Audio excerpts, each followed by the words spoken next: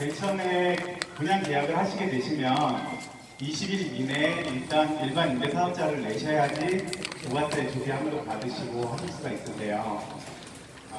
그 시기를 만약에 좀 놓치는 경우들이 종종 있어요. 사업자 내시는 시기가 계약을 하고 나서 알아보든가 아니면 모르고 지나가서 20일이 넘어가는 경우가 있는데 그래도 크게 문제되지는 않습니다. 환급 받으시고 하시는데. 왜냐하면 준공일 기준으로 해서 사업 개시일로 잡아요. 이 사업자 등록을 신청하시게 되면은 사업 개시일이 준공일로 작성이 되도록 되어 있습니다.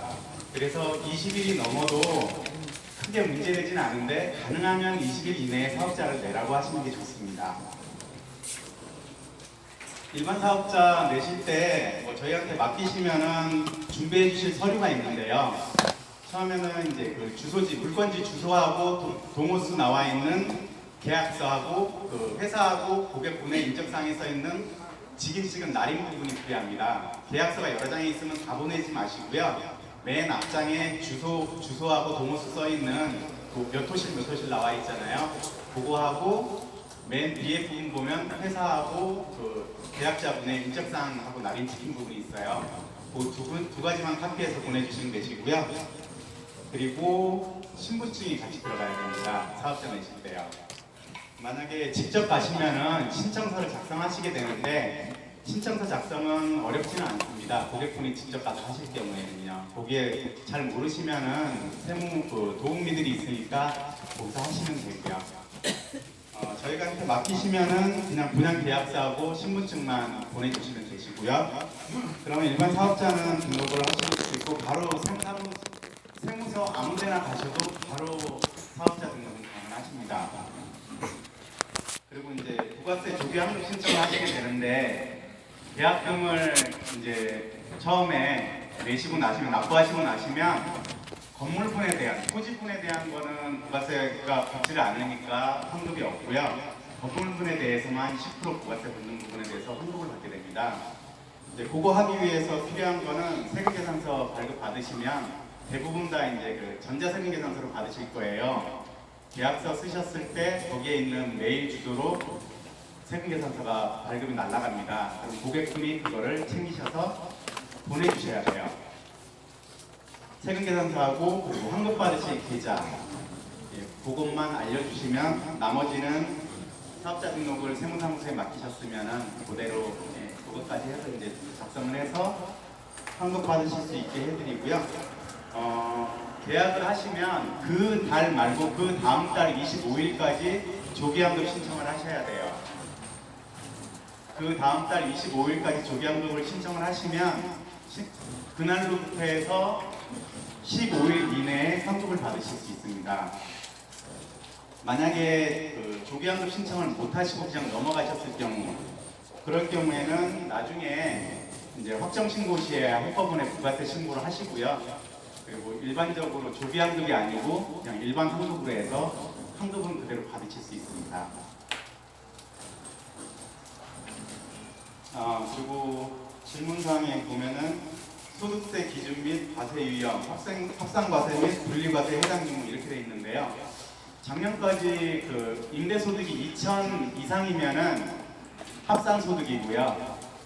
임대소득이 2천 이하면은 분리과세하도록 되어 있습니다. 이제 올해 같은 경우에는 2천 이하면은 14%로 적용을 해서 세금을 14%로 해서 적용을 하는 걸로 이렇게 나와 있었는데 그 부분은 좀 약간 확인이 필요합니다. 아직 확정고시가 안 나온 걸로 제가 알고 있습니다. 일단은 2천만 원 이하 이상 이렇게 구분하시면 될 것 같아요. 분리과세하고 합산과세하고. 그러니까 무슨 말이냐 하면은 내가 다른 뭐 직장이나 아니면 사업소득이 있어요. 근데 임대사업자를 냈어요. 그래서 임대사업 소득이 2천 이상이면은 다른 소득하고 같이 합쳐서 과세표준을 잡는 거예요. 그러면 세금을 좀 더 많이 내는 경향이 생길 수가 있겠죠. 근데 이제 만약에 2천만 원 이하면은 그러면은 분리과세로 해서 별도로 과세를 하기 때문에 세금을 좀 덜 낼 수가 있습니다. 그리고 고객분들이 많이 여쭤보시는 것 중에 하나가 네네. 예. 그러니까 계약자분이 임대소득이 그러니까 이건으로만 해서가 아니고 다른 임대소득 다 포함입니다. 연 임대소득이 2천만 원 이상이면은 합산을 하게 돼 있습니다. 다른 소득하고 같이 뭐 직장소득이 근로소득이든 사업소득이든 있으면 합산해서 신고를 하도록 되어 있고요. 그리고 2천만 원 이하면은 분리과세에서 별도로 과세하도록 되어 있습니다. 이게 분리과세하는 게 훨씬 더 유리합니다. 네네. 그거는 그 다른 소득이 얼마나 있느냐에 따라서 차이가 많이 나기도 하고 별로 안 나기도 합니다. 그리고 질문 사항 중에 하나가 건강보험 피부양자로 전환하게 되는 기준이 어떻게 되냐고 나왔는데 만약에 임대소득이든 타소득이든 합쳐서 연 3,400 이상 소득이 있으면 그러면은 가족분이나 누구 밑으로 못 들어가게 돼 있어요. 별도로 건강보험에서 떨어져 나옵니다. 그리고 만약에 3,400 이하라고 하더라도 내 소득이 500만 원 이상이 되면 소득 이거는 이제 이 500은 소득금액 기준이에요. 경비를 다 제외한 맨 최종적으로 경비를 제외하고 소득금액 증명서를 띄면 나오는 그 금액입니다. 그게 500만 원 이상이 되면은 건강보험에서 떨어져 나옵니다. 그래서 그 두 가지를 아셔야 돼요. 내 전체 소득이 3,400 이상인지 그리고 경비를 다 차감한 소득금액이 500 이상인지 그 이상이 될 경우에는 별도로 건강보험 따로 내셔야 됩니다. 언제부터 적용됐습니까? 올해부터 그렇게 적용됩니다. 500은 전에부터 계속 그렇게 됐었고요. 3,400은 바뀌었습니다. 네. 그리고 물건 각각 임대사업자를 계약자분이 임대소득 나오는 물건이 여러 개가 있어요. 이랬을 경우에 한꺼번에 그걸 묶어서 임대사업자를 관리하는 게 좋냐 아니면은 별개로 하나하나 사업자를 하는 게 좋냐 이거는 이제 고객분들의 선택이신데 저희 같은 경우는 일반적으로 하나하나 따로따로 하라고 그렇게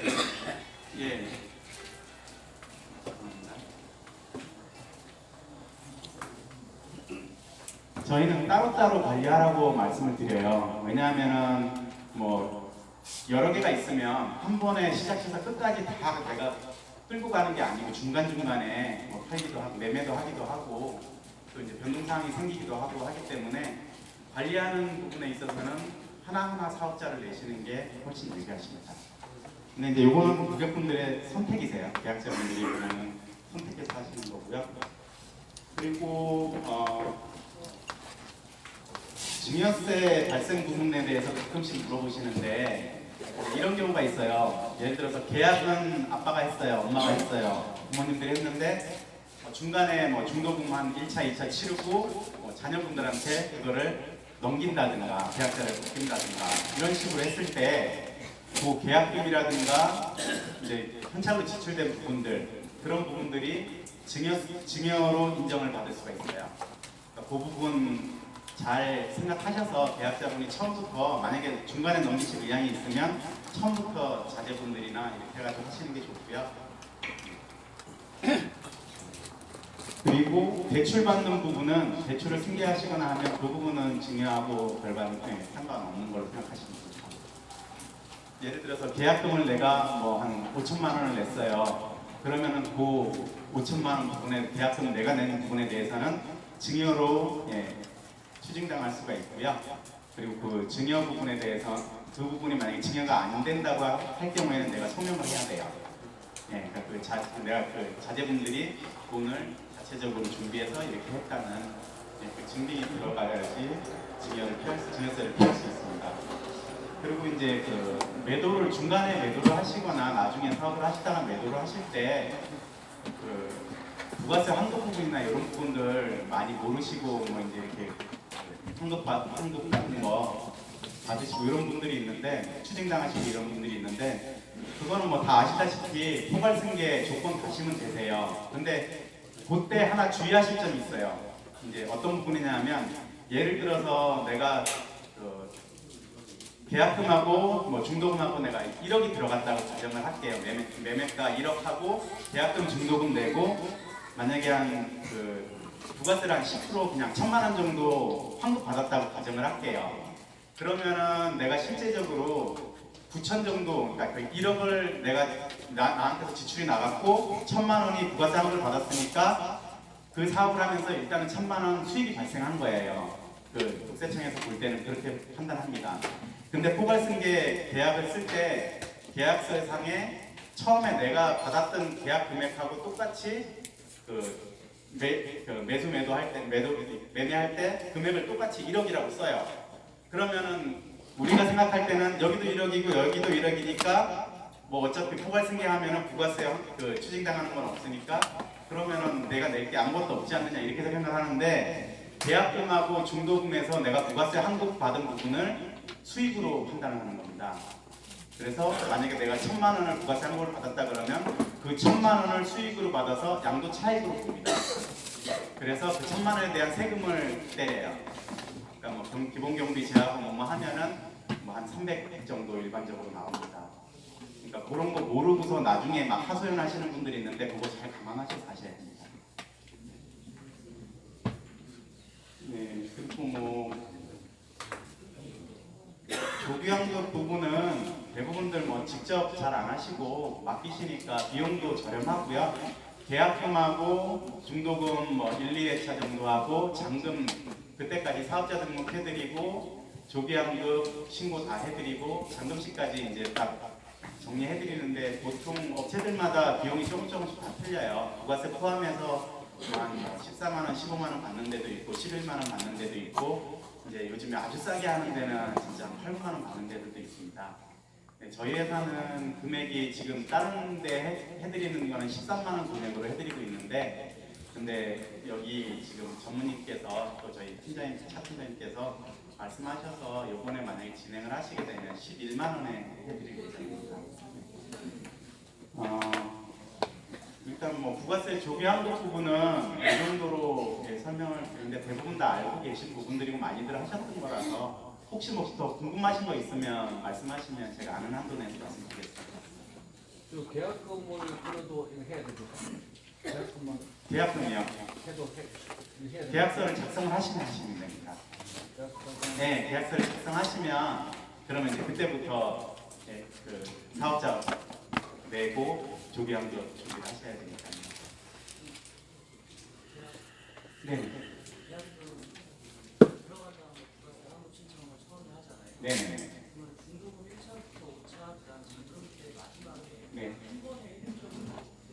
한 번에 하셔도 괜찮습니다. 한 번에 하셔도 상관없고요. 단지 조기환급을 하는 이유는 일반적으로 사업을 하게 되면 사업 초기에 비용이 많이 투자가 되기 때문에 그 부분에 대해서 어느 정도 자금을 유통하게 해드리기 위해서 조기환급 제도가 있는 거예요. 그러니까 내가 굳이 뭐 나는 빨리 돈 받을 필요 없다, 조기환급 안 받아도 된다 그러면 나중에 확정신고나 장기세 하셔도 맨 마지막에 뭐 장기치료가 하셔도 상관없습니다.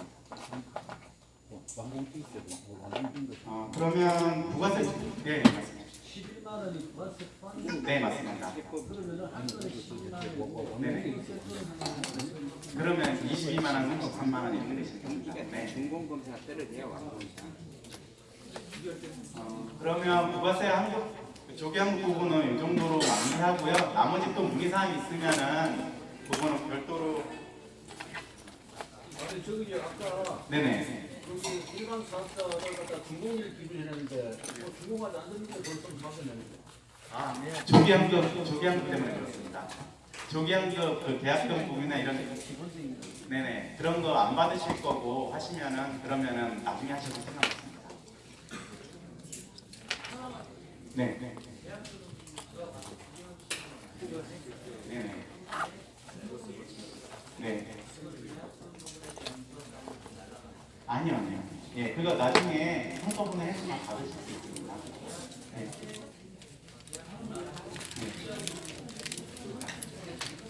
네. 하셔도 됩니다. 네. 이 부가세 환급 부분에 대해서 정리를 해드릴게요.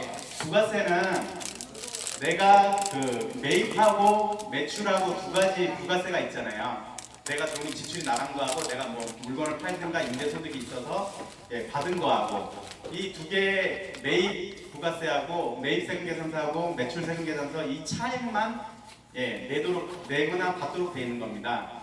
계약금이나 중도금은 아직 사업이 발생을 안 했기 때문에 매출이 없잖아요. 임대소득이 발생을 안 하잖아요. 그래서 내가 돌려받을 것밖에 없는 거예요. 10% 부분에 대해서.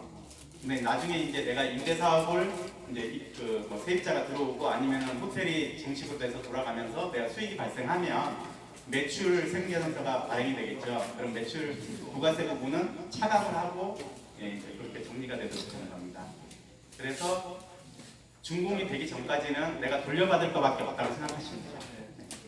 네. 네.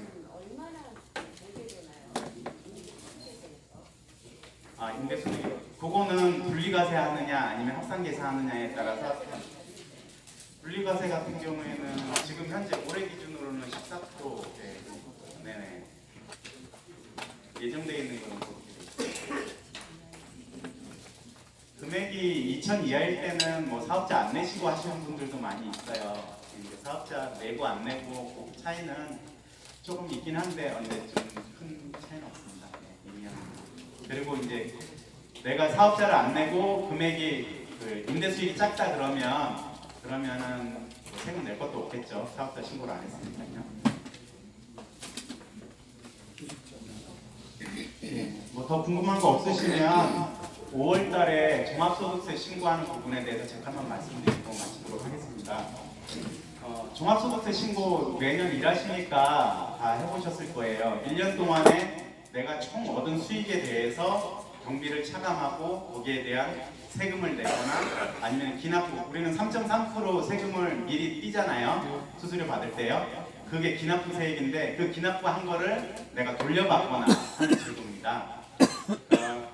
신고일은 5월 31일까지인데 거의 대부분 이제 세무사무소에서는 한 5월 초에서 중순 정도까지 서류를 받고 진행을 해드리고요. 시간이 늦으면 이제 본인들이 직접 세무사를 방문하시거나 하셔야 되는 일이고요.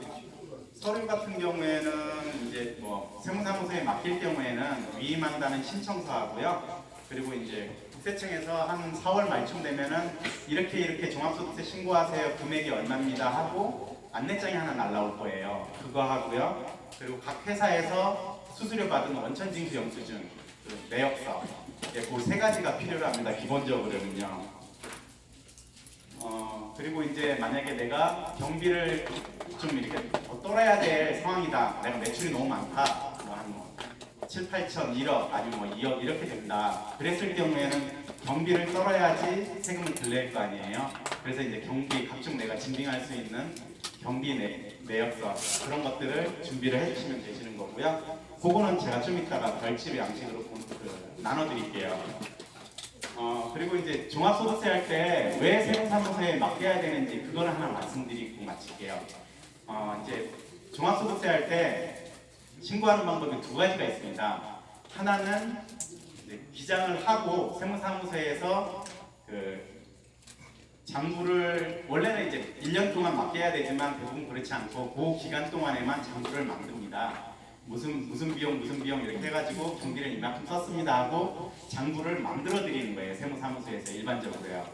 그렇게 해서 하는 방법이 있고 또 하나는 나는 경비를 뭐 증빙하기도 힘들고 장부를 만들기도 싫다. 내가 직접 그냥 국세청에서 인정하는 부분만큼만 나는 신고하겠다. 이런 부분이 있어요. 그러니까 이제 저희가 개인적으로 국세청에 세무서에 가서 내가 그 자리에서 바로 신고를 하면 두 번째 경우고요. 그리고 이제 가까운 세무사무소나 아니면 저희 같은데 의뢰를 하시면 첫 번째 경우예요. 이 차이가 뭐냐 하면 첫 번째 경우에는 장부를 작성하고 경비를 저희가 떨어뜨리면 경비를 한 뭐 70%, 80% 금액이 작을 경우에 많게는 한 90% 이상 경비를 떨 수가 있습니다. 무슨 얘기냐면 내가 소득이 예를 들어서 3천이라고 가정을 할게요. 1년 동안에 작년에 3천을 벌었어요. 근데 세무사무소에 맡겨서 장부를 하게 되면 경비를 거의 다 떨 수 있습니다. 한 뭐 2,500 이상. 근데 만약에 가까운 세무서에 내가 직접 갔어요. 내가 작년에 만약에 3천이다 소득이. 근데 가까운 세무서에 직접 가면 장부를 못 만들고 경비 증빙을 못 하잖아요. 그럴 경우에는 국세청에서 인정한 경비율이 있어요. 네, 그거를 추계신고라고 하는데 대부분 기준경비율로 해서 추계신고를 하게 되는데 그 경비에 적용되는 게 한 19% 정도입니다. 무슨 얘기냐면 내가 3천을 작년에 소득이 있다고 가정하면 그냥 넉넉 잡고 20%라고 할게요. 20% 600만 원에 대해서만 경비를 떨고 나머지 2,400에 대해서는 세금을 내야 되는 거예요. 그래서 어떤 경우가 생기냐면 작년 같은 경우에 이제 여기 그 팀장님도 그러셨는데 한 매출이 5천 정도 되시는데 세무서에 직접 가셔서 신고를 했어요. 그랬더니 추가로 더 내야 될 세금이 한 400만 원 정도 그 정도 훨씬 나왔습니다. 그래서 몇 군데를 알아봐도 그게 이 세무서나 저 세무서나 기준은 다 똑같거든요. 이렇게 추계를 신고할 경우에는요. 저희 세무사 사무실에 와서 정보 작성하고 해서 저희가 조금 오히려 환급을 받게 해드렸어요. 그러니까 이제 어느 정도 그 유도리 있게 세무사 사무실들은 작업을 해드립니다. 그러니까 100% 내가 경비가 없어도 약간은 해드리는데 그거는 이제 큰 문제가 없을 경우에만 그 한도 내에서만 저희가 작업을 해드리는 거고요. 무리하게 내가 예를 들어서 뭐 1억 소득인데 나 뭐 1억이면은 내가 그동안에 3,400 낸 게 330만 원 낸 거예요. 그거를 다 받게 해달라든가 그러면은 그런 작업은 못 해드립니다. 그거는 이제 경비를 거의 뭐 9천 이상 썼다고 저희가 정보를 만들어야 되는데 그럴 경우에는 세무당국에서 걸릴 확률이 굉장히 높아요. 이제 꼭 걸리게 되면은 아까 말씀드린 것처럼 추계로 해서 기준경비율로 때리면은 한 2천만 원 정도만 경비로 인정하고 8천에 대해서는 세금을 맞게 돼요. 8천 정도면 한 30% 정도, 24%, 30% 정도 되는데 그럼 38, 24, 한 2천만 원 정도 세금 나옵니다. 예, 그래서 가능하면은 그 자료조사를 안 받게끔 신고를 하는 게 중요하고요. 환급 받는 것도 중요하지만 안전한 범위 내에서 하시는 게 좋습니다. 저희한테 맡기시면 수수료는 금액에 따라서 작년에 소득 금액에서 조금씩 차이가 있는데요. 일반적으로 3천 이하는 5만 5천 원이고요. 그리고 6천 이하는 7만 7천 원, 그리고 1억 이하는 11만 원에 해드리고 있고요. 1억이 넘어가거나 하면은 그거는 별도로 좀 상담하시면 되시고요. 그리고 이제 작년에 뭐 7,500 넘으셔갖고 복식 직장부 있으신 분들이 있어요. 팀장님들이나 본부장님들 아니면 소득 많이 하신 분들 같은 경우에는 그거보다 비용이 한 10만 원 정도 비쌉니다. 대신에 그 정도 드려도 직접 하시는 것보다 훨씬 안전하고 유리하게 할 수 있으니까요. 가능하면 저희 쪽에 맡겨주시면 되고요. 종합소득세 관련해서 혹시 궁금하신 점 있으시면 말씀해 주시면 제가 간단히 말씀드릴게요.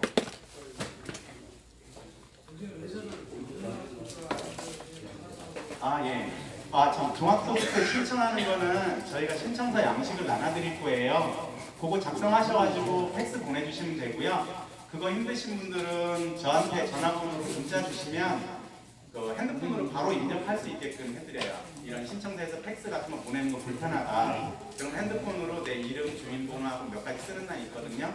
써서 전송 누르면 그럼 바로 저희한테 신청서 제출이 되도록 어플이 있습니다. 그걸 보내드릴게요.